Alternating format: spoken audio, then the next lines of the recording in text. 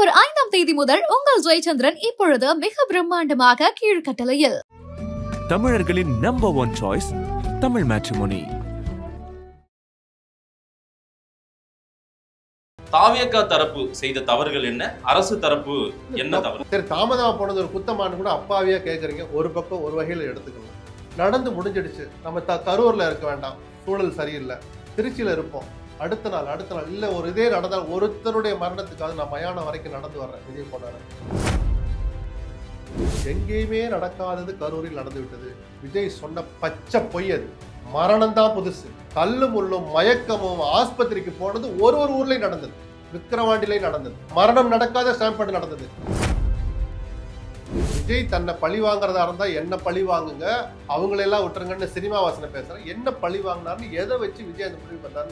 2 கைதுகளை சொல்றாரு, அதற்கு பிறகு எஃப்ஐஆர் சொல்றாரு, அடுத்தடுத்து கைதுகள் நடக்கும், அவருக்கு ஏதோ தெரிஞ்சு சொல்றாரோ. அதனால தன்னை பழி வாங்குறதா சொல்றாரு. என்ன பழி வாங்க? பிரச்சாரத்தை தடுக்கணும்னு யாருமே சொல்லல. திமுக இனிமேல் இதோட விஜய் ஒழிச்சிடணும்னு திமுக நினைச்சிச்சுன்னா முதல்ல பொருள் கொடுக்குறோம் நானா தான் இருப்பேன். விஜயை பேச விடுங்கன்னு சொல்றேன். ஆனா விஜய் திருந்திட்டு வெளியே வரணும். நான் எந்த தப்புமே செய்யலைன்னு சொன்னா ஒரு ஊர்ல கூட விஜய் உள்ள விடக்கூடாது. இப்ப பஸ்ஸை பறிமுதல் பண்ண போறாங்க, என்ன தீர்ப்பே வந்துடுச்சு. இதுக்கு மேல அதெல்லாம் நடக்குமா சார்? நடக்கணும். சட்டத்தின் ஆட்சி நடக்கிற நாடு சார் இது. முதல்ல அதை மறந்துடாதீங்க. இல்ல, அந்த விஜய்னா சட்டத்துக்கு அப்பாற்பட்ட போட்ட மாதிரி. எந்த நேற்று நடந்த கருத்துக்கள், வெளியிட்ட கருத்துக்கள்லாம் தாவேக்காக்கு மட்டும் நினைக்கிறீங்களா? ஒட்டுமொத்த சமூகத்துக்கானது. அத்தனை அரசியல் கட்சிக்கு சாட்டை அடி. நாளைக்கு உதயநிதிக்காக ரெடியாகிற பஸ்ஸை உள்ள விடக்கூடாதுன்ற நான் எல்லாருக்கும் மனுஷ உயிர் முக்கியம் சார். அரசியலா தூக்கி தூர போடுங்க சார். என்ன சார் எடப்பாடி, ஸ்டாலின், விஜய்னு ஸ்ரீமதி செந்தில்குமார் தலையில கூட்டியிருக்கிறார். நீதிமன்றம் தலையிடுற வரைக்கும் வெயிட் பண்ணுங்களா? சட்டத்தின் முன்னாடி எல்லாரும் சமந்தான். எல்லாரும் சொல்ல அந்த மென்மை நீங்க சொல்ற வார்த்தை என்ன காரணம்? தெரியல. உங்களால ஏதாவது கணிக்க முடியல? இல்ல, ஜெயலலிதா கிட்ட இருக்கிற துணிச்சல் ஸ்டாலின் இதுக்கு என்ன கணிப்பு வேண்டி கிடக்கு? இதை நான் 100 தடவை சொல்லியிருக்கேன். சட்டம் ஒழுங்கை அமல்படுத்துற விஷயத்துல உங்களுக்கு துணிச்சல் பத்தாது. செந்தில் பாலாஜி எங்கேயுமே நடக்காது, கரூரில் நடந்தது. நேற்று கோர்ட்ல சொல்லலையே, நடந்தது விபத்து. ருசியானந்த வைக்கிறது. ஏன் சதின்ற ஒரு வார்த்தை நேற்று வரல? மதுரை உயர்நீதிமன்றத்தில் வழக்கு நடந்த போது வரல, சென்னை உயர்நீதிமன்ற வழக்கு நடந்த போது அந்த வார்த்தை வரல. ஏன்? ஏன்னா சொல்லிட்டு வெளியே வர முடியாது. ஆதாரத்தை கொடுங்க, ஜட்ஜ் அடுத்த கேள்வி கேட்பார். இத்தோட விஜய் ஒழிச்சிடணும்னு ஒரு கூட்டம், ஒரு கூட்டம் இல்ல. திமுக நினைச்சா அதை விட முட்டாள்தனம் எதுவுமே கிடையாது. ஆனா விஜய் தன்னை திருத்திக்காம, இதுல இருந்து பாடம் கத்துக்காம ஒரு ஊருக்குள்ள கூட போற உரிமை விஜய்க்கு கிடையவே கிடையாது. அனுமதி கொடுக்கிற விஷயங்கள்ல இனிமேல் வெளிப்படைத்தன்மையோட எந்த அரசாங்கம் நடந்துக்கணும். அதுக்கு இந்த கரூர் துயர சம்பவம் ஒரு ஐ ஓபனரா இருந்தா நான் சந்தோஷப்படுறேன். ஆம்புலன்ஸ் பயத்தை எடப்பாடி தான் கொடுத்தாரு. ரைட், எல்லாருக்கும் கொடுத்தாரு அவங்க ஆம்புலன்ஸ். இனிமேல் கூட்டத்துல போனாவே ஏதோ விட்டுருக்காங்க. அவர் அன்னைக்கு தொடக்கி வச்சா இன்னைக்கு அவரே ரோட்ல பிரச்சாரம் பண்ண முடியல. அது அவரே எவிடன்ஸோட சொல்றாருல சார். எடப்பாடி 30 கூட்டத்துல 34 கூட்டத்துல தொடர்ச்சியா வந்திருக்குது பாருங்க. அந்த 34 இடமும் திடலா மெயின் ரோடு. அத சொல்ற தகுதி எடப்பாடிக்கு இருக்கா? 12 மணின்னு புஷி ஆனந்த் பேட்டி கொடுத்து தனி அதை விட்டுறோம். இவங்க சொன்ன கணக்குப்படி, இன்னொரு கடிதப்படி 3 to 7 8 அந்த 5 மணி நேரம் இடைவெளியில் அவன் நிப்பானே, அவனுக்கு தண்ணி வைக்கணும்னு உங்களுக்கு அறிவு இருந்துச்சா? ஏன் இல்ல? அப்ப இதெல்லாம் ஒரு கட்சியான செந்தில்குமார் நீதிபதி கேட்டது சரியா தப்பா? இந்த குழந்தைய தூக்கிக்கிட்டு புருஷங்காரன் அந்த அரசியல் கூட்டத்துக்கு போறான்னா பொண்டாட்டி செருப்பை கழட்டி அவனை அடிக்கணும்னு, பொண்டாட்டிக்காரிக்கு தலையில தூக்கி வச்சு குழந்தைய கூட்டு போறால பொண்டாட்டியை செருப்படுத்து கணவன் அடிக்கணும்னு சொன்னேன். கொச்சியா தெரியலாம். அடிக்கலைன்னா 2 பேரும் திருந்த மாட்டாங்க. 9 குழந்தைங்க சார் செத்துது. அதுங்களுக்குலாம் என்ன சார் தெரியும்? அதன் தமிழர்களுக்கு வணக்கம். பல்வேறு துறைகளில் அவர் சிறந்த ஆளுமைகளை சந்தித்து நாம் நேர்காணல் எடுத்து வருகிறோம். அந்த வகையில் மீண்டும் நம்மோடு இணைந்திருக்கிறார் மூத்த பத்திரிகையாளர் திரு SP லக்ஷ்மணன் அவர்கள். அவரிடம் கேட்பதற்கு நிறைய இருக்கின்ற வாரங்களோடமே கேட்போம். வணக்கம் SP சார். வணக்கம். இந்த கரூர் சம்பவத்துக்கு பிறகாக உங்ககிட்ட இன்னைக்கு தான் நான் பேசுறேன். நேற்றைக்கு நீதிமன்ற வாதங்கள் எல்லாம் எல்லோருமே பார்த்திருக்கோம், கேட்டிருக்கோம். நிறைய விஷயங்கள், இதுல பல கேள்விகளை தாவேகாவினர் மீது வைத்திருக்காங்க. இதுல ஏன் இவ்வளோ விஷயங்களுக்கு நீங்க அனுமதி கொடுத்தீங்க, எப்படி கொடுத்தீங்க, யார் பொறுப்பேற்பது அப்படின்றதையும் நீதிமன்ற வாதம் வைத்திருக்காங்க.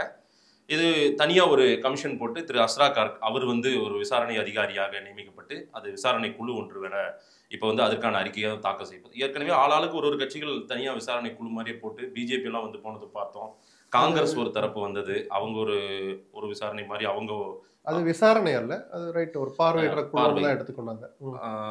இது இந்த கரூர் சம்பவத்தை பொறுத்தவரையில் நான் உங்ககிட்ட கேட்க வேண்டியது வந்து 2 தரப்பிலுமே, அதாவது காவல்துறை தரப்பு அரசாங்க தரப்பும் இதை வந்து இன்னும் கவனமாக கண்காணித்திருக்க வேண்டுமா? ஏன்னா தாவேகாவினுடைய பிரச்சாரம்ன்றது வந்து சனிக்கிழமை நாட்கள்ல தான் நடக்குது. அதுல ஒவ்வொரு பிரச்சாரமே அவர் தாமதமா தான் வந்து போறாரு. இதை இன்னும் கண்கொத்தி பாம்பாக நம்ம வந்து கவனமா அதை கையாண்டிருக்க வேண்டுமா? தாவேகா தரப்பு செய்த தவறுகள் என்ன, அரசு தரப்பு என்ன தவறு அப்படின்னா நம்ம தீர்ப்பு சொல்லல. ஒரு சராசரி பிரஜையா நம்ம ஒரு நம்ம சுற்றி நடக்கிற நிகழ்வுகளை பார்க்கிறோம். பார்த்த பிறகு சில நேரம் புத்திக்கு உரைக்கும், அறிவு வரும். அப்போது வேலை செய்யாத சுய அறிவு அதுக்கப்புறம் பிரகாசமா எரியும். அதன்படி பார்த்தா நடந்த சம்பவம் சில பாடங்களை கற்றுக் கொடுத்துருக்குங்கிறத யாருமே மறுக்கல. நீங்க சொன்ன மாதிரி காவல்துறையும் நாம இப்படி தப்பு பண்ணிட்டோம், ஒருவேளை நம்ம தொடர்ந்து மறுத்து இருக்கணுமோ, நீங்க கொடுத்த எந்த இடமுமே சரியா இல்லை, நீங்க கூடுற கூட்டத்துக்கு நீங்க பிரைவேட்டா ஒரு திடலை பாருங்க அப்படின்னு நம்ம சொல்லியிருக்கணுமோ, இதெல்லாம் இப்பதான் அவங்களுக்கு தோணும். ஆனா விஜய் அதே மாதிரி தானும் ஒரு பாடம் கத்துக்கணும்னு ஒண்ணு இருக்குல்ல. அவர்கள் கொடுத்த இடத்தில் நான் பேசியதை தவிர வேற எந்த தவறும் நான் செய்யலைன்னு சொன்னதுதான் யோக்கியமற்ற வாதம்னு எல்லோரும் பார்த்தோம். சரிதானா? அப்ப அவர் என்ன பாடம் கத்துக்கிட்டாரு?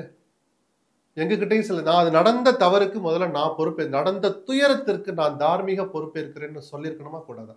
காவல்துறையில அப்புறம் சார், அவர் வீடியோ வெளியிட்டனால நம்ம இதை சொல்லி காட்ட வேண்டியிருக்கு. அவர் அமைதியாவே இருந்தாருன்னா இன்னும் நம்ம வேற இதெல்லாம் பேசலாம்.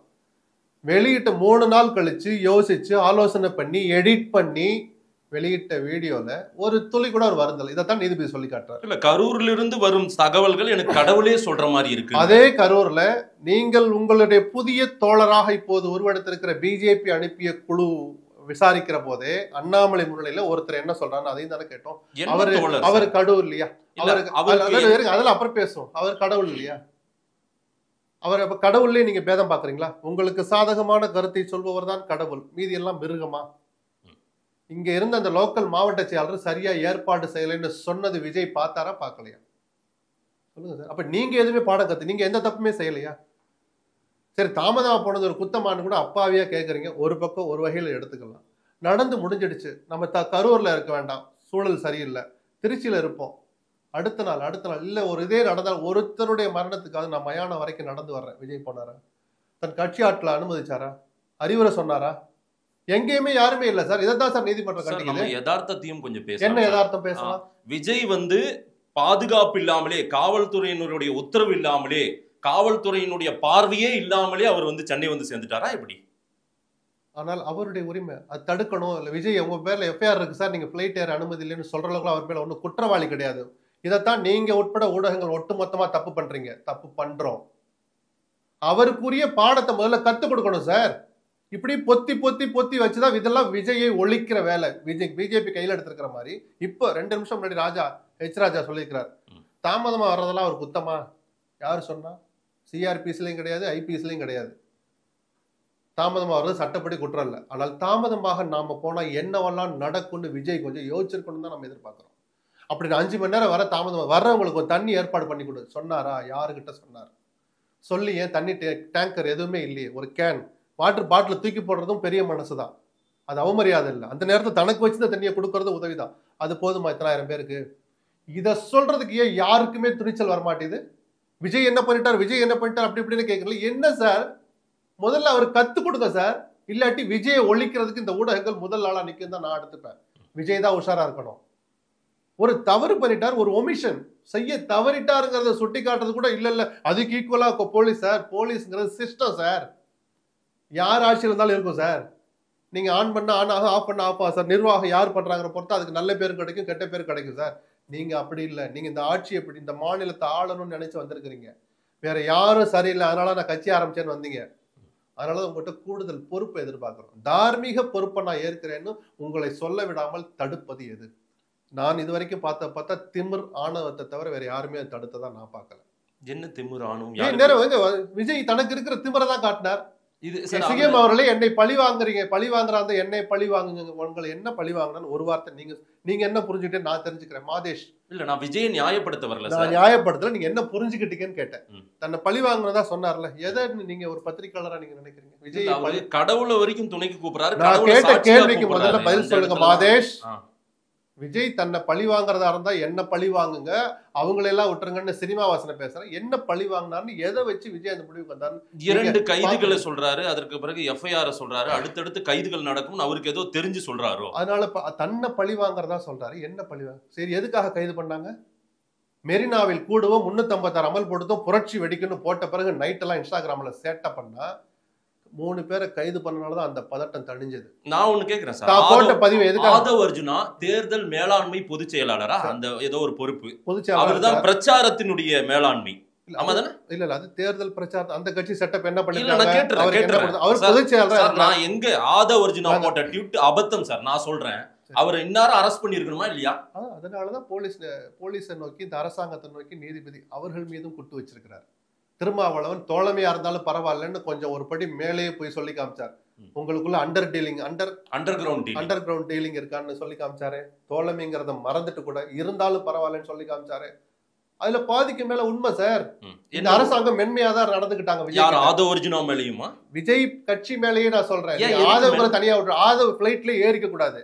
ஆனா இன்னொன்னு சொல்லட்டுமா, அதே ஆதவ கைது பண்ண அவர் தான் போட்டார்ல, டெலிட் பண்ணிட்டார்லன்னு உங்களை போன்ற ஊடகங்களும் அதையும் தூக்கிக்கிட்டு தான் வருவாங்க. ஆனால் இதற்காக விமர்சனத்தை எல்லாம் பார்த்து ஒரு அரசாங்கம் நடக்கக்கூடாது. சட்டம்னா சட்டம் எல்லாருக்கும் ஒண்ணுதான். அதுதான் நீதிபதி சொல்றாரு, எல்லாரும் ஒண்ணுதான். இதே ஹிட் அண்ட் ரன்ல நீங்க ஒரு பைக் மேல நீங்க போய் மோதிட்டாலும் உங்க பைக்ல ஒருத்த மட்டும் 2 பேரும் முதல்ல ஸ்டேஷனுக்கு வாங்கம்பாங்க. இல்லாட்டி ஏட்டையா அல்லது எஸ்ஐ வர வரைக்கும் இந்த வண்டிங்க அப்படியே 2 நிக்கட்டும்பாங்க. ஆமாவா இல்லையா? சாதாரண பாக்குற காட்சி. அந்த பஸ்ஸை ஏன் போக அனுமதிச்சீங்கன்னு ஜட்ஜு கேட்டாரா? இல்ல அந்த இருங்க ஜட்ஜு கேட்டாரா? ஆமா கேட்டாரு. இப்ப பஸ்ஸை பறிமுதல் பண்ண போறாங்க, ஏன்னா தீர்ப்பே வந்துடுச்சு. ஆனா முந்தா நாள் ஒரு காட்சியை வச்சு பாருங்க. இதுக்கு மேல அதெல்லாம் நடக்குமா சார்? நடக்கணும். சட்டத்தின் ஆட்சி நடக்கிற நாடு சார் இது. முதல்ல அதை மறந்துடாதீங்க. இல்ல அந்த விஜய்னா சட்டத்துக்கு அப்பாற்பட்ட ஒரு மாதிரி நினைக்காதீங்க. மென்மையே அரசாங்கம். இருங்க நான் சொல்ல வரேன், ஒரு அமைதியா இருங்க சார். இன்னைக்கு என்ன கிழமை? இன்னைக்கு சனிக்கிழமை. நேற்று தீர்ப்பு வந்துச்சு வெள்ளிக்கிழமை. புதன் அல்லது வியாழன் ஒரு காட்சியை வச்சு பாருங்க. இந்த மாதிரி ஹிட் அண்ட் ரன் நம்ம நாட்டில் இப்போ செட்டில்டு லா படி இப்போ அமலில் இருக்கிற சட்டத்தின்படி அது தப்பு, பஸ்ஸை நாங்கள் பறிமுதல் பண்ண வர்றோன்னு நீலாங்கரை இன்ஸ்பெக்டர் பனையூருக்குள்ளே போகிறாரு. இந்த பத்திரிகைகள்லாம் என்ன சார் பண்ணியிருக்கோம்? இந்த சோகால்டு விஜய் ஆதரவாளர்லாம் என்ன சார், ஜனநாயகத்தை இப்படி நசுக்குகிறார்கள், விஜயின் குரல் வலையை நசுக்கிறார்கள், பேசியிருப்பாங்களா மாட்டாங்களா? மனசாட்சி தொட்டு சொல்லுங்க. அதனால தான் அந்த 2 நாள் பொறுமை காத்தோட ஒரு வகையில நல்லது. ஏன்னா இனிமேல் நேற்று நடந்த கருத்துக்கள், வெளியிட்ட கருத்துக்கள்லாம் தாவேக்காக்கு மட்டும் நினைக்கிறீங்களா? ஒட்டுமொத்த சமூகத்துக்கானது. அத்தனை அரசியல் கட்சிக்கு சாட்டை அடி. மாநில நெடுஞ்சாலையிலையும் தேசிய நெடுஞ்சாலையிலையும் பிரச்சாரம் பண்ண அனுமதிக்குடன் ஏற்கனவே ரூல் இருக்கிற போது எதுக்காக கொடுத்தீங்க? மதுரை உயர்நீதிமன்ற கிளை கவர்மெண்ட் மேல ஒரு குட்டுனாங்களே, அது எடப்பாடிக்கும் சேர்த்துதான். நாளைக்கு ஸ்டாலின் உதயநிதி ஒரு பஸ்ல வரலான்னு பிளான் பண்ணிருப்பாங்கல்ல, அவங்களுக்கும் சேர்த்துதான். அதை தான் நான் 3 நாளா சொல்லிக்கிட்டு இருக்கேன். இனிமேல் அந்த பஸ்ஸை ஊருக்குள்ளே விடாதீங்கன்னு. இப்ப நாமக்கல்ல இன்னைக்கு தடுத்திருக்காங்க. இன்னைக்கு அனுமதி கொடுக்கல, திடல்ல கொண்டு போகும். அனுமதி கொடுக்குறோம், ரோட்ல நின்று பிரச்சாரம் பண்ணக்கூடாது. அந்த பஸ்ஸை அப்படியே கிரவுண்டுக்கு எடுத்துட்டு போங்க. திடல்ல சென்டரா நிறுத்திக்கிட்டு சுத்தி சுத்தி பேசுங்க, யாரும் உங்களை வேணான்னா. ஆனா இதவே முன்னாடி போட்டிருந்தா எடப்பாடி என்னுடைய நாங்கள் ஆட்சிக்கு வருவோம் என்பதை பார்த்து பயந்து அந்த அரசாங்கம் எங்களை, இதே விஜய் பேசினார்ல நாகப்பட்டினத்தை திருவாரூர்லயும், மோடிக்கு இந்த நிபந்தனைகள் விதிக்க உங்களுக்கு துணிச்சல் இருக்கா கேட்டாரா? கேட்கலையா? எவ்வளவு அபத்தம் இப்ப புரியுதா? சொல்லுங்க சார். இல்ல அரசு பொறுப்பேற்க வேண்டும், சில விஷயங்கள கவனம் செலுத்த வேண்டும் எடப்பாடி கேட்கிறாரு. விஜய் அதே எடப்பாடி தான் இந்த கரூர்ல எல்லாரையும் இந்த சடலங்களை பார்த்து அஞ்சலி செலுத்திட்டு தலைவர்களுக்கு பொறுப்பு இருக்குன்னு சொன்னவர். அதுக்கப்புறம் புதிய தோழர்கள், காட்சிகள் மாறுது. இப்ப விழுந்து வந்து பிராண்டுறாங்க விஜய்க்கு ஆதரவா. தாராளமா விஜய்க்கு ஆதரவா இருக்கணும். விஜய் செஞ்ச தவறை சுட்டி காட்டிட்டு பிஜேபி கூட்டணி வைக்கணும், பிஜேபி பேசட்டும், அதிமுக வரட்டும், முதலமைச்சர் பத்தி யார் வேணாலும் ஷேர் பண்ணட்டும். அதெல்லாம் அரசியல் சார். புதிய அரசியலை பேசுற போது பேசணும், இதை பேசுற போது அரசியல பேசப்படும். இல்ல அரசியல் நான் இப்ப ஒரு கேள்வி கேட்கிறேன். புதிய தோழரா யார் இப்ப மாறி இருக்காங்க, யார் சந்திச்சிருக்காங்க? ஒரு நிகழ்வு எதுவா இருந்தாலும் இல்ல வெளியில வீதிக்கு வரட்டும், அப்புறம் பேசுவோம். அறிவழகன் வழக்கறிஞர், அறிவழகனுக்கு பக்கத்துல பிஜேபி வழக்கறிஞர் நின்றிருந்தாரு. அதுக்கு பின்னாடி ஒரு வதந்தி வந்தது. அந்த வதந்தி மறுக்கப்பட்ட பின்பும் அந்த காட்சியை பார்த்தோமே, அது ஏன்னு விஜய் சொல்லட்டும். ரொம்ப நாளைக்கு மூடி மறைக்க முடியாது. வந்த பிறகு அதெல்லாம் பேசலாம்னு சொன்னேன். இப்ப நீங்க அரசியல் பேசினா கூட நான் பேச மாட்டேன், பதிலும் சொல்ல மாட்டேன். யார் எங்கேயும் போய் ஓடி ஒளிய முடியாது. பிஜேபியோட கூட்டணி வைப்பது விஜயனுடைய உரிமை, சரிதானா? பிஜேபியை துரத்தி அடிப்பேன்னு சொன்னால் அவருடைய உரிமை. திமுகவை ஒழிக்க, மக்கள் விரோத இந்த அரசை வீட்டுக்கு அனுப்ப நான் யாரோடும் கூட்டணி வைக்க தயார்னு விஜய் சொன்னாலும் அதுக்கும் அவருக்கு உரிமை இருக்கு. அது நேர்மையோடு நடக்கணும்னு நான் பேசுறப்ப பேசுவேன். திருட்டுத்தனமா நடக்கூடாது, திரைமுறையில் நடக்கூடாது. நடந்தாலும் அம்பலத்துக்கு வரும், அப்ப பேசிக்கோன்னு சொல்றேன். இந்திய அரசியல் நிகழ்வில் இப்படி ஒரு சம்பவம் நடக்கவே இல்லை. ஆனால் விஜய் கூட்டத்தில் இப்படி ஒரு சம்பவம் நடக்கிறது அப்படின்றத உளவுத்துறை ஏன் ஸ்மெல் பண்ணாம விட்டுருச்சு சார்? கேள்வியில முழுமையான இது இருக்கிறதா எனக்கு தெரியல. இப்படி நடக்கட்டும்னு அவங்க விரும்புவாங்களா? சொல்லுங்க சார். நிபந்தனை போட்டா எங்களுக்கு மட்டும் தான் நிபந்தனை விதிக்கிறான்னு நிர்மல்குமார் கோர்ட்டுக்கு போறார். சதீஷ்குமார் ஜட்ஜ்மெண்ட் எடுத்து படிச்சு பாருங்க, நீதிபதி கொடுத்த தீர்ப்பு எடுத்து படிங்க. பார்த்தேன். ஏதாவது நடந்தா நீங்க தான் பொறுப்பு தான், கடைசி அவங்களுக்கு கொடுங்க, பொறுப்பு நீங்க தான் சொல்லி. அதனாலதான் மதியழனை பிடிச்சு உள்ள போடுறோம். மதியழன் ஒண்ணு அப்படியே திமுக அரசை வீழ்த்த வந்த மக்கள் சக்தி படைத்த தலைவர் அல்ல. இந்த நிபந்தனைகளை நான் கட்டுப்படுகிறேன், இதை நான் அமல்படுத்துவேன்னு கையெழுத்து போட்டவர் மதியழகன். அதனாலதான் அவரை கைது பண்றாங்க, ஒன்னா சேர்க்கிறாங்க. புரியுதுங்களா? அதை பேசுற போது அதை பேசுங்க சார். நான் எந்த நிபந்தனைக்கு கட்டுப்பட மாட்டேன், ஏதாவது எங்களுக்கு போட்டு ஏன் சொல்றீங்க, இதை கேட்கறது அவங்க தானே. ஒரு துயரம் நடக்கிற போது நடந்த பிறகு என்னன்னு நம்ம எல்லாருமே பேசுவோம். ரைட்டு, 41 பேர் இன்னைக்கு இறக்க போறாங்க. உளவுத்துறைக்கு தான் சார் வேலை. உளவுத்துறை அதெல்லாம் கணிக்க முடியுமா சார்? உளவுத்துறை என்ன சார், கூட்டம் அதிகமா கூடுது, இருங்க, கூட்டம் அதிகமா கூடுது, உழவர் சந்தை இடம் அதுக்கு பத்தாது, ரவுண்ட் ஆனா கேட்குறீங்க, அந்த ரவுண்ட் ஆனா பத்தாதுன்னு சொல்லலாம். அதுதான் உளவுத்துறை இன்புட்டை வச்சுதான் போலீஸ் நடவடிக்கை எடுக்கிறாங்க. அந்த 2 இடத்துல, இந்த 2 இடத்தோட கூடுதல் இடம் இது. இன்னைக்கு எம்ஆர் விஜயபாஸ்கர் ஒரு பேட்டி கொடுத்திருக்கிறார். எந்த எம்ஆர் விஜயபாஸ்கர்? முன்னாள் அமைச்சர். என்ன பேட்டி கொடுத்தா தெரியுமா? அவர்கள் கேட்ட 2 இடமும், ஒரு இடத்துல 3000 பேர் நிக்கலாம் உழவர் சந்தைட்டு, இங்க 7000 பேர் நிக்கலாம். இந்த இடத்துல தான் குறைஞ்சபட்சம் 10,000 பேர் நிக்கலாம். நாங்க 20,000 பேரை கூட்டி அதே இடத்துல 2 மணி கூட்டம் நடத்தினோம் சொல்றவர் விஜயபாஸ்கர். யதார்த்தமான கருத்து சொல்ற உரிமையும் தகுதியும் படைத்த எம்ஆர் விஜயபாஸ்கர். ஏன்னா அந்த ஊர்க்காரர், கரூர்ல எம்எல்ஏவா இருந்தவர், கரூருக்கு மாவட்ட செயலர் இன்னைக்கு இருக்கிறவர், திமுகவுக்கு இணையான பெரிய கட்சியான அண்ணா திமுக மாவட்ட செயலர் இருக்கிறவர். அந்த கருத்தை புறந்தள்ள முடியுமா? அப்ப இனிமேல் இவங்களும் பாடுங்க. இப்போ அந்த இடத்துல தான் சார் கூட்டம் நடத்துவோம். நாங்க ஒரு 40 பேரை கொள்ளலான்னு பிளான் பண்ணிருக்கோம். வேலுச்சாமி அது மதியழகன் மனதில் தான் நினைச்சிருப்பாரா? இல்ல. விஜய் ஒரு துளியெல்லாம் நினைச்சிருப்பாரா? இல்ல. யாருமே அந்த குற்றச்சாட்டை சொல்லல சார். இல்ல, அது கேஷுவாலிட்டியை நோக்கி போகுதுன்னு நம்மளால அங்க அதை வேற டைவர்ட் பண்ண அப்படி வரப்போகுதுன்னு தெரிஞ்சுதான் 50 மீட்டருக்கு முன்னாடி கரூர் டவுன் டிஎஸ்பி ஆதவர்ஜனா பஸ்ஸை தட்டி சொல்றாரு, சார் இந்த பஸ்ஸை இதுக்கு மேல எடுத்துட்டு போவாதீங்க சொன்னாரா? ஆமா. ஏன்? இல்ல அங்கதான் நாங்க ஆடியோ நல்லா கேட்கும், நாங்க அங்கதான் போய் பேசுவோம்னு. கிட்டத்தட்ட ஸ்டாம்பீடுக்கான தொடக்கமே அதுதான். திட்டமிட்டு இல்ல, அங்க நிக்கிறாங்க, அங்கே போய் பேசுவோம். சார் நீங்க ஒரு 200 பேர் சேர்ந்து தள்ளுற மாதிரி சார் ஒரு பஸ் உள்ள போறது, டைட்டான ஒரு கூட்டத்துக்குள்ள அழுத்தி எடுத்து இது நடக்க கூடாது தானே போலீஸ் சொல்றாங்க. உளவுத்துறையும் காவல்துறை தான் அதுல ஒரு அங்கம் தான். அந்த டிஎஸ்பி சொன்னார்ல, கேட்கல. ஆதவர்ஜனா இனிமேல் கேட்பார் இல்லையா, இந்த மாதிரி இடத்துக்கு உள்ள போனா, ஆமா சார் கரூர்ல அப்படி ஆயிடுச்சு, ஒரு பாடம் அவர் கத்துக்கிட்டணும் தான் நம்ம எதிர்பார்க்கிறோமே தவிர, நடந்ததுக்கு நீங்க தான் தார்மீக பொறுப்பேற்கணும் தான் ஒரு வார்த்தையை நான் தொடர்ந்து பயன்படுத்தினேன். விஜய் தான் இதுக்கு பொறுப்புன்னு யாருமே இது வரைக்கும் சொல்லல சார். சார் இன்றைய தேதி இப்ப நம்ம பேசிட்டு இருக்க நேரம் கூட நாம் தமிழர் கட்சியின் நிர்வாகிகள் நிறைய பேர், நிர்வாகிகள் வேட்பாளராகவே இருக்கிறவங்க, உங்களுக்கு தெரிஞ்சவங்க தான் எல்லாருமே, சீமான் உட்பட சீமானின் தம்பிகள் நிறைய பேர் ஒரு கேள்வியை கேட்கறாங்க, எங்களையெல்லாம் ஓடி அரெஸ்ட் பண்ற உங்களால முடியுது, ஏன் இன்னுமே இத்தனை பேர் மேல எஃப்ஐஆர் போட்டு புஷி ஆனது இன்னும் உங்களால கண்டுபிடிக்க முடியா, நிர்மலை கண்டுபிடிக்க முடியா, ஆதவர்ஜனாவே உங்களால இந்த அரசாங்கம் விஜயை பார்த்து பயந்தோ தயங்கியோ இல்ல என்ன நடக்கும்னு தெரியாமலோ இல்ல விமர்சனம் வரும்னு பயந்தோ கொஞ்சம் மென்மையாக நடந்தது நிஜம். அதனாலதான் நேற்று நீதிமன்றத்தினுடைய கண்டனத்திற்கு அவர்களும் ஆளானார்கள். ஏதோ விஜயை மட்டுமே சொன்னாங்கன்னு எடுத்துக்காதீங்க.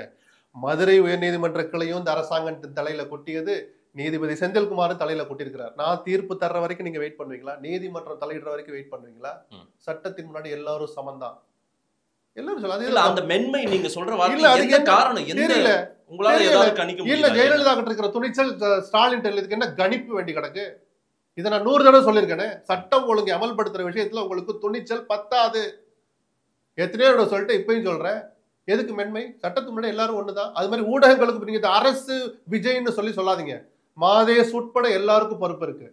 ஏதாவது நடந்தா தூக்கிக்கிட்டு வர்றது விஜய் சார் என்ன சார் அப்படி குரல் வலையை நசுக்குறாங்க சார், ஜனநாயகத்தை பழிக்கிறாங்க.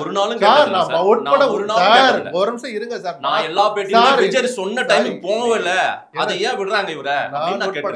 நான் உட்பட ஊடகங்களுக்கு பொறுப்பு, மாதேஷ் உட்பட ஊடகங்களுக்கு பொறுப்பு இருக்கு. எல்லாரும் கேள்வி கேட்போம்னா மாதேஷ் கேட்கணும்னு அவசியம் இல்ல. மாதேஷ் அங்க வைக்கிற ஊடக குடும்பம், லக்ஷ்மணன் அங்க வைக்கிற ஊடக குடும்பத்துக்கு தான் அந்த பொறுப்பு இருக்குங்கிற. லைவ் காட்டுறீங்கல்ல, விஜய் வந்து விட்டார், வளைவில் திரும்பி விட்டார்னு. அங்க திரும்பிக்கிட்டு இருக்கிற போதே இங்க சிபிஆர் கொடுக்குற அளவுக்கு நிலைமை இருக்கு. மயங்கி விழுறாங்கன்னு யாராவது மனசாட்சியுள்ள ஒரு ஊடகம் காமிச்சிங்களா? தாவேகா நிர்வாகி, இந்த காட்சியை பார்த்து கொண்டிருக்கிற தாவேகா நிர்வாகிகள் தண்ணி கொடுக்க ஏற்பாடு பண்ணுங்க சொல்லக்கூடாதா சார்? ஊடகத்தோட கடமை சார் அது. சொன்னாங்களா? சொன்னீங்களா? சொன்னோமா? என்னையும் சேர்த்தே நான் சொல்றேன். இதைத்தான் நான் சொன்னேன். எல்லோருக்கும் பொறுப்பு இருக்கு. ஏதோ விஜய்னு போய் பாய வேண்டாம், அரசாங்கத்தின் பொறுப்பு இல்லையா சார்னு அங்கேயும் போய் பாய வேண்டாம். 2 பேரும் நேற்று குட்டு வாங்கிட்டாங்க. ஊடகத்தை குட்டுறதுக்கு ஆளுல சுயமா நாம தான் தலையில குட்டு வச்சுக்கணும்னு சொல்றேன் நான். சரிதானா? எல்லாருக்கும் அனுமதி கொடுக்கட்டும். இந்த பிரச்சாரத்தை தடுக்கணும்னு யாருமே சொல்லல. திமுக இனிமேல் இதோட விஜயை ஒழிச்சிடணும்னு திமுக நினைச்சிச்சுன்னா முதல்ல குரல் கொடுக்குறோம் நானா தான் இருப்பேன். விஜயை பேச விடுங்கன்னு சொல்லுவேன். ஆனா விஜய் திருந்திட்டு வெளியே வரணும். நான் எந்த தப்புமே செய்யலைன்னு சொன்னா ஒரு ஊர்ல கூட விஜய் உள்ள விடக்கூடாது. நாம என்ன தப்பு செய்யணும் யோசிக்கணும். ஓ லேட்டா வந்துட்டோமா, நான் தெரிஞ்சு லேட்டா வரலங்க, எனக்கு வீட்டுல அப்படி ஒரு சம்பவங்க, ஒரு நிகழ்வுங்க, அந்த லேட்டா வந்தோம்னா நாம என்ன பண்ண பாருங்க. என் மாவட்ட செயலர் கூப்பிட்டு சொன்னேன், எல்லாருக்கும் தண்ணி ஏற்பாடு பண்ணணும் சொன்னீங்களா? இல்ல 72 மணி நேரம் காத்திருந்தா ஒரு வீடியோ வெளியிடுறாரு. அந்த வீடியோ வெளியிட்டும் அவருக்கு ஏதோ ஒரு சந்தேகம் இருந்து கொண்டே இருப்பதனால தான் அந்த புள்ளியில் நிக்கிறாரு. அதுக்கு ஆதாரத்தை கொடுக்க சொல்லுங்க. இந்த சந்தேகம் இதுதான் சொல்லி கோர்ட்ல சொன்னீங்களா? செந்தில் பாலாஜி எங்கேயுமே நடக்காது, கரூரில் நடந்தது. நேற்று கோர்ட்ல சொல்லலையே, நடந்தது விபத்து. யாரு வக்கீல் சொன்னா? புசி ஆனந்தோட வக்கீல். ஞாபகம் இருக்கா? இருக்கு சார். வாய் தரன்னு சொல்லுங்க. என்ன சொன்னார்? புசி ஆனந்தோட வக்கீல் தான் சொன்னாரு. என்னன்னு? நடந்தது விபத்து. ஏன் சதின்ற ஒரு வார்த்தை நேற்று வரல? மதுரை உயர்நீதிமன்றத்தில் வழக்கு நடந்த போது வரல, சென்னை உயர்நீதிமன்ற வழக்கு நடந்த போது அந்த வார்த்தை வரல. ஏன்? ஏன்னா சொல்லிட்டு வெளியே வர முடியாது. ஆதாரத்தை கொடுங்க, ஜட்ஜ் அடுத்த கேள்வி கேட்பார். போற போக்குல அடிச்சு விடுற நேரம் இது வரல. இது தாவேக்காக்கு சொல்றேன், திமுகவுக்கு சொல்றேன், அரசாங்கத்துக்கு சொல்றேன், ஊடகங்களுக்கும் சொல்றேன். 15 பேரை கத்தியை வச்சு கிழிச்சாங்கன்னு ஒரு பத்திரிகையாளர் சொன்ன போது அதை பத்தி நான் துளி கூட கண்டுக்கவே இல்லை. கைது பண்றாங்களே, ஏன்னா அதை எதிர்கொள்ற துணிச்சல் அவருக்கு இருக்குன்னு அர்த்தம். ஆனால் அவருக்கு ஒரு பொறுப்பு இருக்கணும்னு அதை ஆசைப்பட்டேன் நான். அதை காமிச்சிட்டு இந்த அங்க கிழிச்ச ஒருத்தருடைய ரத்தம் சொட்டது பாருங்கன்னு காமிச்சிருந்தாருன்னா அந்த வீடியோக்கு ஒருத்தருக்கு போலீஸ் உள்ள நுழையிறதுக்கே ஒரு என்ன இருந்திருக்காது, ஒரு துளி கூட உரிமை இருந்திருக்காது. இன்னைக்கு ஜட்ஜ் அவருடைய உடல்நிலையை பார்த்து நான் பெயில விடுறேன்னு சொன்னார். ஒரு கட்சியோட அந்த மாவட்டத்தோட மனைவி சொல்றாங்க 2 பேரை கழுத்து நெரிச்சு கொண்டாங்கன்னு சொல்றாங்க. ஆதாரம் இருக்கா? என்ன வேணாலும் பேசிட்டு போவீங்களா? சொல்லுங்க சார். அப்ப அந்த மாதிரியான பெண்ணா இருந்தாலும் பரவாயில்ல, 2 நாள் பிடிச்சு உள்ள வச்சாதான் சார் அதை தடுக்க முடியும். நீங்க பதட்டத்தை ஏற்படுத்துறது ஈஸி. இந்த ஒரு படத்துல விஜயே சொல்லுவார்னு நினைக்கிறேன், எனக்கு நான் ஒரு முடிவு எடுத்துட்டேன், என்னைய நானே கட்டுப்படுத்த மாட்டேன், மாத்திக்க மாட்டேன், யார நானே கேட்க மாட்டேன், யாரோ ஒரு நடிகர் சொன்னதா இருக்கட்டும், யாருன்னா நான் அவ்வளவு சீக்கிரம் வச்சுக்கிறது இல்லை. அது மாதிரி ஒரு பதட்டத்தை நீங்க ஏற்படுத்தினா தடுக்கணும்னு நீங்க பிரயத்தனப்பட்டா கூட தடுக்க முடியாது சார். ஆதவ அர்ஜுனா அந்த பதிவை நீக்கிட்டாருன்னு சொல்லிட்டு அமைதியா இருந்தோன்னு மற்ற பசங்கள்லாம் கிளம்பிட்டானுங்க. மெரினாவில் கூடுவோன்னு விட்டுருந்தாங்கன்னா எங்க சார் இருக்கும்? மெரினால கூடுன கூட்டம் எதுக்கு? ஒரு பாரம்பரியத்தை காக்குறதுக்கு தன்னழிச்சா வந்தது. நீங்க கூடுவோன்னு சொன்னது எதுக்கு? உங்க தலைவருடைய பொறுப்பற்ற தன்னத்தை சுட்டி காட்டினதுக்கு. இந்த மாதிரிதான் இதைத்தான் நீங்க மாத்திக்கோங்கன்னு நம்ம சொல்றோம். அந்த ரசிகர்கள் தொண்டனா மாறணும், அரசியல் மயப்படணும்னு நம்ம எதுக்கு சார் சொல்றோம்? சார் இந்த கூட்டம் ஒரு பக்குவப்படாத கூட்டம், அரசியல் படுத்தப்பட முடியாத ஒரு கூட்டமா இருக்குது. நாளைக்கு அரசியல் அந்த வார்த்தை தப்பு. அரசியல் மயப்படுத்த முடியாத கூட்டம்னு சொல்லாதீங்க. அதெல்லாம் செஞ்சு ஃபெயிலியர் ஆயிடுச்சுன்னா தான் நீங்க அந்த வார்த்தையை பயன்படுத்தணும். வரல சார். நேத்து வரைக்கும் நீதிபதியை விமர்சிக்கிறாங்க சார் இந்த கூட்டம். அதனால சொன்னேன், நீதிபதிக்கும் அவர்களும் மனுஷங்க தானே. அவங்க வீட்லயும் விசேஷம் நடக்கும்ல, அவருக்கும் பொண்ணு பிள்ளைங்க இருக்கும்ல. இன்னைக்கு செந்தில்குமார் விட்டுடுங்க, வேற எந்த நீதிபதிக்கும் குடும்பம் இருக்கா இல்லையா? எல்லா நீதிபதிகள் வீட்டு கல்யாணத்துல அந்தந்த ஆட்சியாளர்கள் விஐபிகள் கலந்துருக்காங்க. கலந்துக்கிட்டா என்ன தப்பு? சந்திரசூட் இந்த நாட்டினுடைய உச்சநீதிமன்ற தலைமை நீதிபதியா இருந்த சந்திரசூட் பதவியில இருக்கிற போதே பிரதமர் மோடி அவசியமே இல்லாம போய் ஆராய்ச்சி காட்டினாரே. எந்த பிஜேபிக்காரர் வாய் திறந்தீங்களா? ஏன்னா மோடியினுடைய வருகையில, அந்த பயணத்துல, அந்த விசிட்ல உள்நோக்கம் இருக்காது நம்ம ஒரு மாதிரி நம்பணும். சந்திரசூட் யார் வீட்டுக்கு வந்தாலும் என் தீர்ப்புகள் அது பிரதிபலிக்கான்ற தன்னம்பிக்கை அவருக்கு இருந்துச்சுன்னு நம்ம நம்பணும். சரிதானா? அதே வீட்டு கல்யாணத்துல அதிமுக எம்பி கலந்துட்டாரு. எடப்பாடியின் தூதுவராக கலந்து கொண்டு எடப்பாடி சொன்ன செய்தியை கொண்டு காதில் ஓதினார்னு சொல்லுவீங்களா? அபத்தம் இல்லையா அது? அவர் வீட்டுல விசேஷம் நடக்கூடாதா? அதனாலதான் சொல்றேன், பெருந்தன்மையெல்லாம் பார்க்கணும். நீதிபதி செந்தில்குமார் தனக்கு எதிரான கருத்துன்னு இதை பார்க்கக்கூடாது. நீதிமன்றத்தின் நீதியின் மீது தொடுக்கப்பட்ட தாக்குதலா நினைச்சு இந்த பதிவுகள் போட்ட 10 பேரையா ஜெயில எல்லாம் போட வேண்டாம். அவருக்கும் பெரிய மனசு இருக்குன்னு நம்புறேன். 10 பேரை கூட ஸ்டேஷன்ல ஒரு நாள் முழுக்க உட்கார வைக்கணும். இல்லாட்டி தடுக்க முடியாது சார். இன்னைக்கு இந்த இதை ரசிக்கலாம் சில பேரு. அதே திருமணத்துல இன்னொரு பக்கம் இருக்காது சொன்னா எங்க ஓடுவாங்க இவங்க விமர்சனத்தை வச்சவங்க?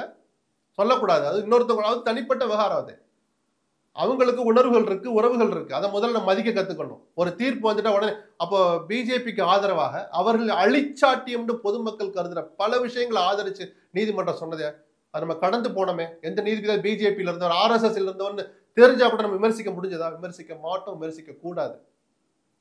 தீர்ப்பு விமர்சிக்கலாம், நீதிபதியில விமர்சிக்க கூடாது. அது அவருடைய சொந்தமா அவர் வீட்டுல நடந்த ஒரு விசேஷத்தை எடுத்து போட்டு பாத்தீங்கன்னா அதனுடைய எல்லாத்தையும் விவாதிக்க தயாரா அவங்க போடுறவங்க எல்லாம். நான் யாருக்கு வக்காலத்து வாங்கல சார். நான் கூட இது இந்த பாடத்தை கத்துக்கணும். இல்ல நான் ஒரு வார்த்தை சொன்னது நீங்க அதை திருத்தினீங்க, மூத்த பத்திரிகையாளராக நான் எடுத்துக்கிறேன், நான் திரும்ப பெற்றுக்கிறேன். ஆனா இந்த வார்த்தையை நான் ஏன் சொல்றேன், கடந்த சில நாட்களுக்கு முன்னாடி இதே மாதிரி நீதிமன்ற விசாரணையில ஒரு நீதிபதி விஜய் நீங்க முதல்வரோட எல்லாம் பார்க்காதீங்க, அவர் வந்தா ஒரு மாநாடு மாதிரி தான் கூட்டம்ன்றாங்க, அதை கொண்டாடுறாங்க இந்த கூட்டம். நேற்றைக்கு நீதியரசர் செந்தில்குமார் அவர்கள் இந்த மாதிரி ஒரு ஸ்டேட்மெண்ட் சொல்றாரு. அவருக்கு எப்படி நீங்க பர்மிஷன் அங்கேயே பேருந்து பறிமுதல் செய்திருக்கூடாதா, இதெல்லாம் கேட்கிறாரு. எல்லாமே அவர் கேட்ட பல ஸ்டேட்மெண்ட், அவருக்கு தலைமை பண்பு இல்லை அப்படின்னு எல்லாம் இவர் எப்படி சொல்லலாம் அப்படின்றதெல்லாம் வச்சு இவங்க அவரை விமர்சனம் பண்ணி அவருடைய போட்டோஸ் எல்லாம் எடுத்து. சரி, விஜய்க்கும் நீதிபதி செந்தில்குமாருக்கு நான் வாய்க்கா தகராறா? ஒண்ணுமே இல்லை. இல்ல சொத்து தகராறா? இல்ல இவர் ஒரு இயக்கத்துல இருந்து அவர் ஒரு இயக்கத்துல இருந்து கொள்கை தகராறா? சட்டப்படி நடக்க வேண்டிய நீங்க ஏன் நடக்கல, சட்டப்படி நடந்துக்க வேண்டிய நீங்க ஏன் சட்டத்தை மீறினீங்கன்னு ரெண்டு தரப்பையும் பார்த்து கேள்வி கேட்கிறாரு சார். நீதிமன்றம்னு ஒண்ணு இல்லைன்னா இந்த நாடு என்னைக்கும் வேற மாதிரி போய் அழிஞ்சு போயிருக்கும் சார். நீதித்துறையிலேயே குற்றங்கள் இருக்கலாம், குறைகள் இருக்கலாம், ஆனாலும் கூட நம்ம எல்லாத்துக்கும் உச்சபட்ச ஆபத் பாந்தவன் நீதிமன்றங்கள் தான். அது புரியாம சில பேர் பதிவு, இதெல்லாம் திமுக அதிமுகலே ஒரு காலத்துல நடந்தது. ஜெயலலிதாவுக்கு எதிராக தீர்ப்பு அந்த மாதிரிலாம் போட்டுட்டு அதுல அடிபட்டவங்க எல்லாம் திருந்திட்டு தான் இன்னைக்கு அவங்க பக்குவப்பட்டாங்க. இன்னைக்கு இவங்களும் புதிய வரவு, அதனால ஆர்வ கோளாறுல பதிவிடுறாங்க. சில படித்தவர்களே கூட அதுக்கு ஆளாகிறாங்க, அது வேற விஷயம். ஆனால் அப்பாவித்தனமா இப்ப அன்னைக்கு ஆதவ அர்ஜுனா போட்ட ட்வீட்டுக்கு பிறகு இன்ஸ்டாகிராம்ல அதை பின்பற்றி அதுக்கு தொடர்பான கருத்துக்களை போட்ட 3 பேரை பிடிச்சிட்டு வர்றாங்க போலீஸு. சார் எங்களுக்கு இது என்னன்னு தெரியாது சார்னு கதறான். தலைக்கு என்ன கூட தேய்க்கல, நான் அவனோட ஏழ்மையை சுட்டி காட்டல. அந்த நிலையில் இருக்கிற ஒருத்தன் கூட தான் என்ன செய்யறன்னு புரியாம பண்றான். ஒரு நாள் உட்கார வைக்க வந்தா மற்ற அந்த பதிவுகள் குறைஞ்சது, இல்லாட்டி நேரம் வேற மாதிரி கேகேன்னு ஆயிருக்கும் சார். நீங்க நினைச்சா கூட தடுக்க முடியாது சார், எவ்வளவு பெரிய ஆளுமை இருந்தாலும். ஒரு என்ன சொல்றது, சட்டத்துக்கு புறம்பான ஒரு கூட்டம் திரள்ற போது ஒரு லெவலை தாண்டி போனா எத்தனை போலீஸை என்ன சார். இப்போ இந்த கரூருக்கே கேட்குறேன், ஏன் போலீஸை நீங்கள் அதிகமாக நிறுத்தி இருக்க கூடாதா? கேட்கறது ஈஸி. டேவிட்சன் சொன்ன ஒரு வார்த்தை என்ன தெரியும், எத்தனை ஆயிரம் பேரை நிறுத்தினாலும் கட்டுப்பாடற்ற தொண்டர்களை அடக்குவது கடினம். அப்ப அந்த தார்மீக பொறுப்பு யாருக்கு? முதல்ல சம்பந்தப்பட்ட கட்சி. விஜய்க்குன்னு சொல்ல மாட்டேன், எந்த கட்சி தொண்டர்கள் அப்படி நடந்துக்கிறாங்களோ அரங்க கூட்டங்களை போடுங்க, ஒன்றிய அளவுல மாவட்ட அளவுல செயல்வியல் கூட்டத்தை போடுங்க. இனிமேல் யாராவது ஒழுங்கு நடந்தா என் கட்சியில் இடம் இல்லை, 10 பேரை நீக்கி ஒரு அறிக்கை வரட்டும் சார். அடுத்து செய்வானா சார் ஒருத்தன்? சார் அந்த ஸ்பேஸ் அந்த நேரத்துல இந்த சூழ்நிலை, அதாவது சுச்சுவேஷன் யதார்த்தம் நம்ம பார்க்கும்போது அவங்களுக்கு அந்த ஸ்பேஸ் கிடைச்சிருக்குமா? அவங்க கரூர் போயிருக்க முடியுமா? அவங்க கரூர் போக சொல்லி யாருமே கேட்கலையே. குறைஞ்சபட்சம் திருச்சியில் இருக்கணும் தானே சொல்றோம். ஏன் சார்பா புசி ஆனந்த் நீ கைதான இல்ல, நிர்வாகிகள் யாருமே அதான் சொல்றேன். புசி ஆனந்த் நான் திருச்சியில இருக்கேன், இல்ல ஒரு சூழலுக்காக சென்னை வந்துட்டேன், நீங்க ஒரு அடக்கத்துல போய் இருங்க. கடைசி பாடி வரும்போது அடுத்த நாள் 3:45 மணி 4 மணிக்கு கடைசி பாடி போகுது இல்ல, ஆனந்த் நீங்க போங்க, ராஜ்மோகன் நீங்க அங்கே போங்க, அருண்ராஜ் நீங்க இந்த பாடியோட போங்க, மயானத்துக்கு நடந்து போங்க சார். என்ன சார் பண்ணிடுவாங்க? ஆஸ்பத்திரிக்கு விஜய் போனாதான் ஒரு தள்ளுபுல் நடந்திருக்கும், ஒரு வேகம் இன்னொரு அப்படி போற ஆனந்த் கன்னத்துல கூட ஒருத்தர் அரைஞ்சிருப்பான். நான் மறுக்கல, அறைய வாங்கிக்கோங்க சார், உங்க கட்சி குடும்பம் சார் அது. இல்ல உங்க வக்கீல் சொன்ன மாதிரி அந்த இந்த கூட்டத்தில் தான் கலந்து கொண்டலாம் என்று எங்களுக்கு சந்தேகம் இருக்கு நீங்களும் சொல்றீங்களா? விஜய்க்கு மனசாட்சி இருந்தா அந்த வீடியோல சொல்லிருக்க வேண்டாமா சார்? அவர் சட்டத்தின் பார்வையில் ஏதோ கருத்து சொல்லிட்டு எனக்கு உடன்பாடு இல்லை, வந்தவங்க என்ன பார்க்க வந்தாங்க, விஜய் சொல்லியிருக்கணுமா கூடாது? அறிவழகன் அந்த கருத்தை சொன்ன பிறகு அடுத்த நாள் வெளியிடுறாரு சார் வீடியோ, விஜய் என்ன பண்ணிட்டாங்களே, என்ன பண்ணலன்னு தான் நம்ம சொல்லி காட்டுறோம். எனக்கு என்ன பார்க்க வந்தவங்க, சரி உங்களை பார்க்க வராம உங்க சந்தேகம் இருக்குல்ல, அப்புறம் எதுக்காக 41 பேருக்கு இழப்பீடு அறிவிக்கிறீங்க? எப்படியோ செத்த உடம்புக்கு சடலத்துக்கு நீங்க ஏன் சார் காசு ஒதுக்குறீங்க சார்? அவர்தான் என் குடும்பம், இது என்னுடைய. அப்போ என் கருத்து இப்படி இருக்கு, அறிவழகன் சொன்னது சட்டப்படியானது, எனக்கு அதுல உடன்பாடு இல்லை. அவங்க என்ன பார்க்க வந்தாங்க, அவங்க துக்கத்துல நானும் பங்கெடுத்துக்கிறேன். வீடியோல ஒரு வரி சொன்னீங்களா? எத்தனை விஷயம் சார் விஜய் ஒபிட் பண்ணிட்டே போவாரு, அவன் பார்த்துக்கிட்டே இருக்கணுமா? நீங்க யார் சார் அதை கேட்கறேன்னு கேட்காதீங்க. என்னையும் சேர்த்து ஆள போறார், மாதேசையும் சேர்த்தா நாளைக்கு ஆள போறார். ஆள வாய்ப்பு இருக்கு, ஜனநாயகத்துல வாய்ப்பு இருக்கு, உரிமை இருக்கு. அப்ப அதை எதிர்பார்க்க உரிமை நமக்கும் இருக்கு, சரிதானா? அதுக்காக தான் சொல்லி காட்டுறமே தவிர விஜய் பின்னாடி யாரும் போயிடாதீங்க, விஜய பேச விடுங்கன்னு சொன்னவன் நான் சார், புரியுதுங்களா? ஆனா பேச விடுங்க, அவருக்கு ஸ்பேஸ் கொடுங்க, அவர் என்ன சொல்றாரு நம்ம தெரிஞ்சுக்குவோம் சார். நான் விஜய் தரப்பினர் வாதத்தையும் நான் கேள்வியா வைக்கிறதுக்கு தெளிவு பிறக்கணும்னு தான் நான் கேள்வி வைக்கிறேன். தப்பே இல்ல, இத்தோட விஜய் ஒழிச்சிடணும்னு ஒரு கூட்டம் இருக்குது. ஒரு கூட்டம் இல்ல, அப்படி திமுக நினைச்சா ஓப்பனா கேளு, திமுக நினைச்சா அதை விட முட்டாள்தனம் எதுவுமே கிடையாது. ஆனா விஜய் தன்னை திருத்திக்காம, இதுல இருந்து பாடம் கத்துக்காம ஒரு ஊருக்குள்ள கூட போற உரிமை விஜய்க்கு கிடையவே கிடையாது. விஜய் அந்த ஊருக்குள்ள விடவே கூடாது. சொல்ற ரெண்டையுமே நம்ம பேசணும் சார். நீங்க அந்த தரப்ப சொன்ன மாதிரி ஒரு பொது பார்வையில நானும் இந்த கருத்தை சொல்லுவேன், உங்களை நீங்க மாத்திக்கிட்டு வாங்க. விஜய் இதோட முடிச்சிடலான்னு திமுக நினைச்சிச்சுன்னா அது ஜனநாயக விரோதம், முட்டாள்தனமானது. திமுக செய்ய மாட்டாங்கன்னு நினைக்கிறேன். அனுமதி கொடுக்குற விஷயங்கள்ல இனிமேல் வெளிப்படைத்தன்மையோட எந்த அரசாங்கம் நடந்துக்கணும். அதுக்கு இந்த கரூர் துயர சம்பவம் ஒரு ஐ ஓப்பனரா இருந்தா நான் சந்தோஷப்படுவேன். விடுதலை சிறுத்தைகள் கட்சியினுடைய தலைவர் திருமாவளவன் விஜயை எஃப்ஐஆர்ல சேர்க்கல, விஜயை ஏன் கைது செய்யல அப்படின்ற ஒரு ஸ்டேட்மெண்ட்டும், கடந்த காலங்களில் விஜய் அவரே பல நிகழ்வுகளில் அவர் வந்து கொஞ்சம் பெரிய ஒரு கூட்டமாக தான் அவர் பார்த்துருக்காரு. இந்த கூட்டத்தை விட்டால் நாளைக்கு இது கலவர பூமியா மாத்திரும், இந்த கட்சியை இத்தோட இது வந்து பேசி ஆகணும். அரசியல் கருத்தா பார்க்கலாம். விஜய் என் துணை முதலமைச்சர் பதவிக்கு கொடுக்க கூடாதான்னு கேட்டுட்டு விடுதலை சிறுத்தைகள் இருக்கிற போதே ஆதவர்ஜுனா அந்த கருத்தை சொன்னார். விஜய் மேடையில போய் ஏறுறதுக்கு முயற்சிகளை பண்ணிட்டு இருந்தார். அது ஒரு காட்சி, அதெல்லாம் அரசியல். திருமாவளவன் இது மாதிரியான ஆயிரக்கணக்கான சங்கடங்களை தாண்டி வந்தவர். ஒரு கூட்டத்துக்கு அனுமதி வாங்கினா எவ்வளவு கஷ்டப்பட்டிருக்கோம். தோழமை கட்சி ஆன பிறகு எங்களை என்ன பாடுபடுத்துறீங்க? ஒரு ஆவேசம் வரதானே சார் செய்யும். திமுகவை நோக்கி தோழமை எல்லாம் அப்புறம், நான் முதல்ல நடக்கிற நியாயத்தை, நான் பட்ட வேதனைகள் நினைவுக்கு வருது, நான் கேட்கிறேன்னு கேட்டுதான் திருமாவளவன் அந்த வார்த்தையை வச்சார். ஒண்ணு திருமாவளவன் கூட்டணி விட்டு வெளியே போறாரா சார், யாராவது டிபேட் வச்சீங்கன்னா அதை விட அவத்த வேற எதுவுமே இல்லை. அது வேற, இது வேற. நான் என்ன பாடுபட்டேன், என்ன பாடுபடுத்துனீங்க, இன்னைக்கு என்ன பாடுபடுத்துறீங்க. ஏன் விஜய்க்கு மட்டும் இந்த சலுகை கேட்பாங்களா கேட்க மாட்டாங்களா சார்? அந்த மென்மைக்கு தான் நேற்று அரசாங்கம் திமுக அரசு குட்டு வாங்குச்சு நீதிமன்றத்துல, 2 நீதிமன்றத்துல. இந்த கூட்டம் கலவர பூமியா மாத்திரும் நாட்டியா. அது ஆமா, என்னன்னா இந்த கட்டுப்பாடு அவங்களுக்கு வரலைன்னா, கட்டுப்பாடை ஏற்படுத்தணும்னு விஜய் ஒரு துளியாவது முயற்சிக்கலைன்னா நிச்சயமா கலவரம் தான் சார் வரும். கரூர்ல சரி, இன்னைக்கு கரூர்ல நடந்துச்சு, செந்தில் பாலாஜி மேல உங்களுக்கு சந்தேகம் வருது, நாளைக்கு ராணிப்பேட்டையில் நடக்குது, அங்கே காந்தி மேல சந்தேகப்படுவீங்களா? அந்த மாவட்ட செயலர் மந்திரி காந்தினா யாரோ நினைக்கிறீங்க? தெரியும் சார். நாளைக்கு திண்டுக்கலுக்கு போறாரு, ஐபி தான் சதி பண்ணிட்டாரு சொல்லு, போற ஊரெல்லாம் ஒருத்தர் சொல்லிட்டே போவீங்களா? அப்ப நீங்க யார் அனுப்பி வந்தீங்க, உங்களுடைய உண்மையான நோக்கம் என்னன்னு கேள்வி வருமா வராதா?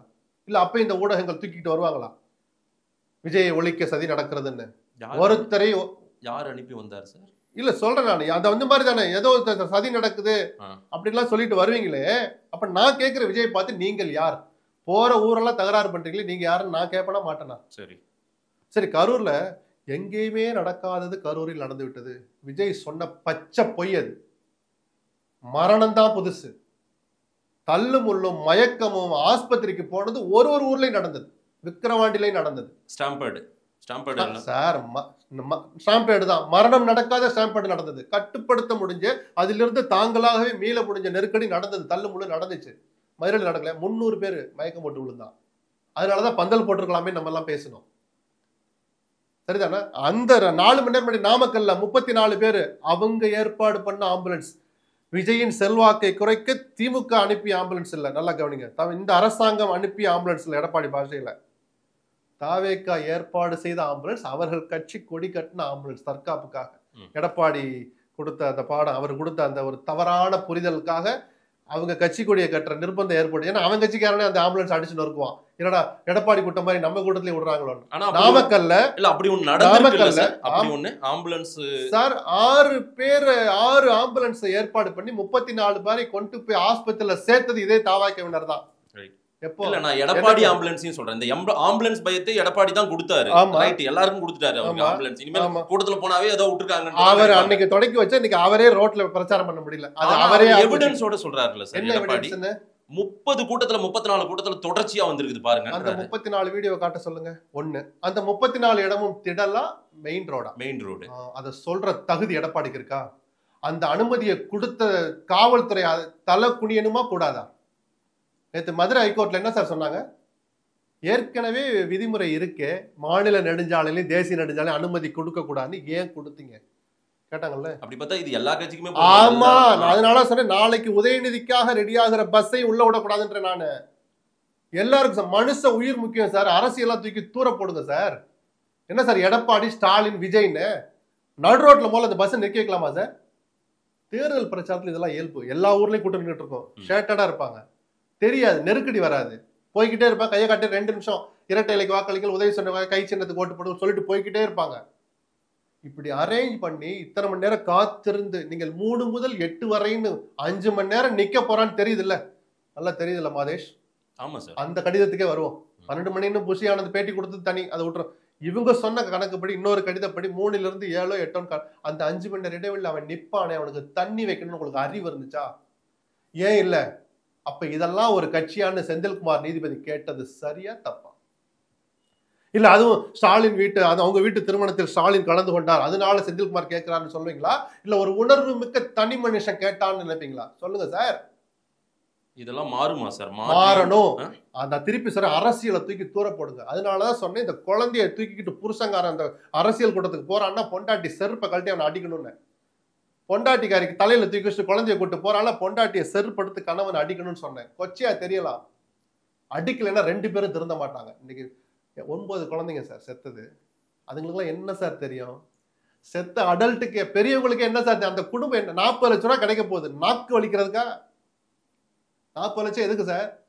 அதை அனுபவிக்கிறதுக்கு அந்த குடும்பம் இருக்கா? அந்த காசை எப்படி ஹேண்டில் பண்ண கூட அவன் அந்த அளவு கூட பணக்காரன் ஆகல சார். அவன் இந்த லட்சத்தை வச்சு என்னங்க பண்றது, செக் எப்படிங்கிறது கூட தெரியாத குடும்பம் சார். இதை மனசுல வச்சுக்கிட்டு ஊடகங்கள், அரசியல் கட்சிகள், நீதிமன்றங்கள் எல்லாமே நடந்துகிட்டு இருக்காங்கன்னு நம்புறேன். அப்படி நடந்து கொள்ள தவறியவர்கள் நடந்து கொள்ளலாமான்னு யோசிப்பவர்கள்லாம் இனிமேல் நடந்துப்பாங்க நல்ல விதமானு நான் நம்புறேன், எதிர்பார்க்கிறேன். தாவேகாவின் எதிர்காலம் என்ன சார்? அதெல்லாம் அப்புறம் பேசுவோம். அதை பேசுகிற நேரம் இது வரல. முதல்ல விஜய் எப்படி நடந்து கொள்ற ஒரு எதிர்பார்ப்பை நான் இன்னொரு சொல்றேன். தன்னை சுய பரிசோதனை பண்ணணும். நாம என்ன செஞ்சோம், எதை செய்ய தவறணும், அடுத்த ஊருக்கு பஸ் எடுத்துக்கிட்டோம் இல்ல இன்னொரு பஸ், இந்த பஸ்ஸை பறிமுதல் பண்ணலாம், இன்னொரு பஸ் போகக்கூடாதுலாம் சட்டம் கிடையாது. விவகாரத்துக்குட்பட்ட குற்றச்செயலில் ஈடுபட்ட இந்த பஸ் தான் நீங்க பறிமுதல் பண்ண முடியும். இன்னொரு பஸ்ல விஜய் கிளம்பி போகலாம்.